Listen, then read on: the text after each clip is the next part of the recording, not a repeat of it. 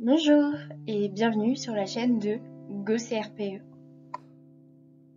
Bonjour à tous, bienvenue pour cette nouvelle vidéo. Alors, la dernière fois, je vous ai proposé une vidéo, le CRPE, j'y vais ou j'y vais pas. Donc je suppose que si vous êtes là, ça y est, vous êtes motivés. Donc ça tombe bien parce que ça va bientôt être le moment de s'inscrire au CRPE et je vais essayer de vous aider et de vous guider un petit peu dans cette inscription.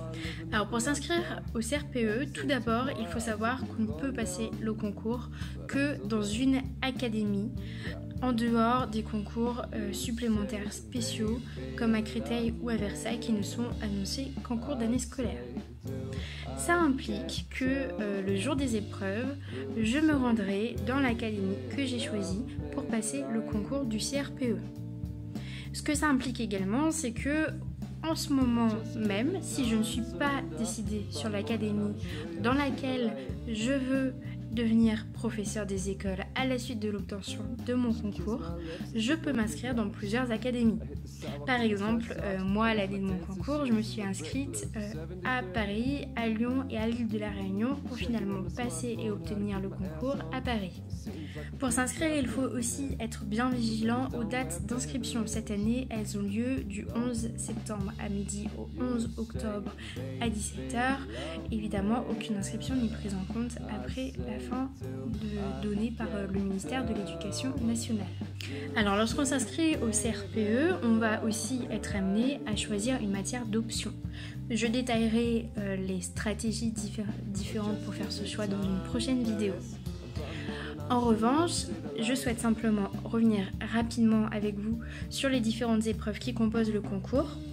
Donc pour les écrits, on passera une épreuve d'une durée de 4 heures en français et une autre d'une durée de 4 heures en mathématiques, réparties en général sur 2 jours. Pour les oraux, on passera une épreuve de connaissance du système éducatif, donc c'est un petit peu de la culture générale de tout ce qui touche au système éducatif. Une épreuve de PS, donc on ne va pas courir, on ne va pas danser devant le jury. En revanche, on va lui montrer comment est-ce qu'on enseignerait le PS à nos élèves.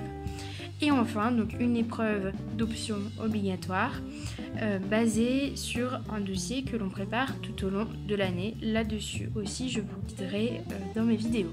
Alors, lorsqu'on va s'inscrire au CRPE, donc pour cela, en transitant par la page devenirenseignant.gouv.fr, on va aussi avoir à choisir un type de concours. En effet, selon notre parcours antérieur, on ne va pas passer le même concours. Le plus connu est le concours du CRPE externe. Il est destiné aux personnes qui sont en passe de valider leur M1, donc je pense par exemple aux personnes en M1 MEF, ou aux personnes qui disposent déjà d'un Master 2. Il y a également 2 conditions, un peu d'exception pour passer le CRPE externe, en l'occurrence être parent de 3 enfants ou être sportif de haut niveau. Dans certaines académies, on peut faire le choix de préparer également une épreuve de langue régionale. C'est par exemple le cas à l'île de la Réunion où on peut choisir de préparer une épreuve de créole réunionnais.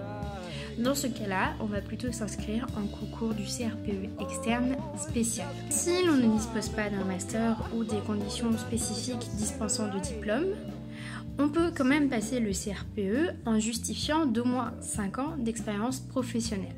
On va alors s'inscrire au 3e concours.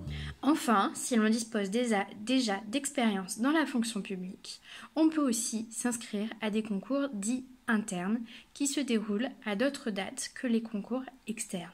C'est tout pour cette vidéo. Si jamais vous avez encore des questions, n'hésitez pas à les poser en commentaire de la vidéo. Vous pouvez aussi vous renseigner bien sûr sur le site devenirenseignant.gouv.fr qui regorge d'informations, en particulier sur les différentes dispenses de diplômes, les particularités des concours, par exemple pour l'Académie de Mayotte.